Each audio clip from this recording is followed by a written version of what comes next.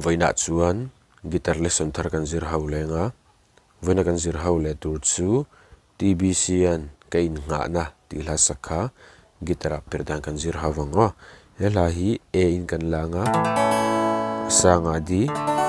aniama I a intro a E7 ni kan hmangze wango chuan minor a hian B minor ti point kan met thei ka ti kha Shri Lina changa strum thlak ve thumin a chuan strum dan hi chi khat kan nei lenga tiang kan strum ango down up kha kha bu changa top thleng kan zom leang down up down up bay say tu re om lo ele ya ya Innghahna tlak om lo bay don na mai kristalo chu kata a om silo ama chau chu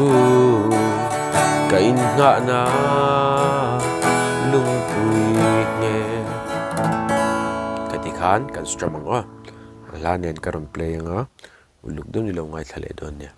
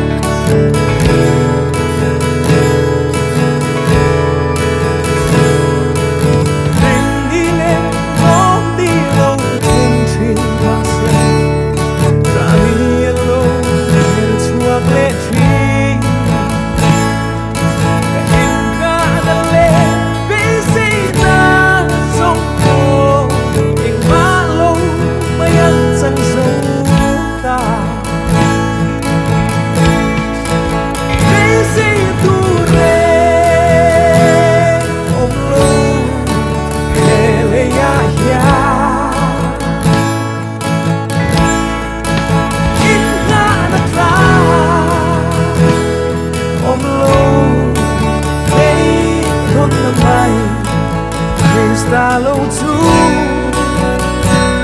kata om silo ama chau chu ka Innghahna lungpui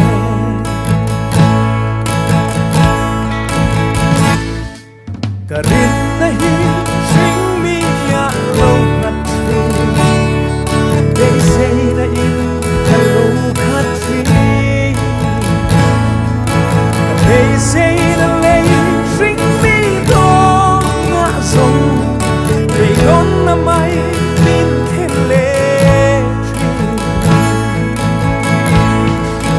they say tu re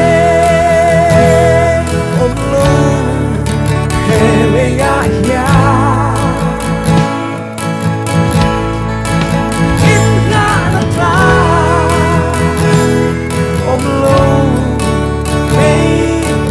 mai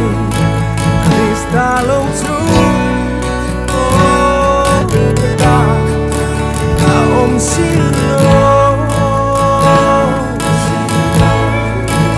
ama chau chu ka Innghahna lungpui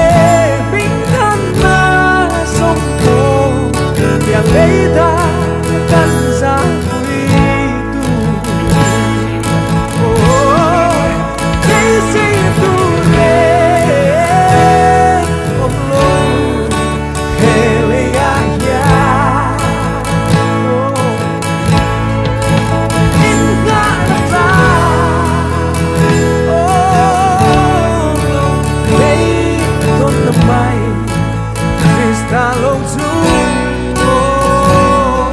ta ông xin lỗi ama châu chu cái Innghahna lung quỳ nghe ama châu chu ta bên xây la